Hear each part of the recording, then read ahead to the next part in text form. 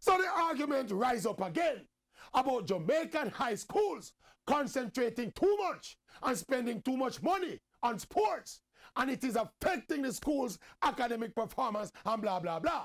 Now, first of all, this entire argument is based on the false premise that focusing on sports result in poor academic performance by the students and by the schools in question.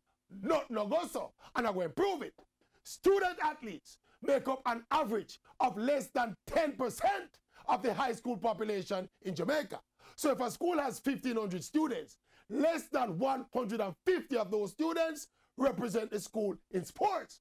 Now, when last I checked, a couple of years ago, over 30% of students leaving grade 11 in the Jamaican high school system don't pass a single C6 subject.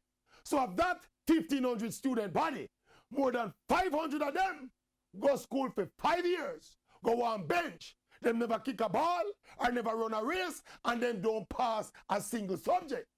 More recent figures point to some 60% of 11th graders who pass 3 subjects or less. So based on those statistics, the majority of the students coming out of the Jamaican high school system are performing poorly academically, and sports don't have nothing to do with it. The education system is under pressure and needs fixing. It is not getting the required results.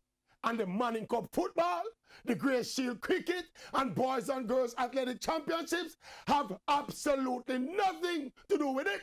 People must stop trying to make sports a scapegoat for the failures of the education system until you all can demonstrate, either commonsensically or empirically, a causal relationship between playing sports in schools and negative academic performances in those same schools. Until uno can prove that, uno shut up, uno clappers. All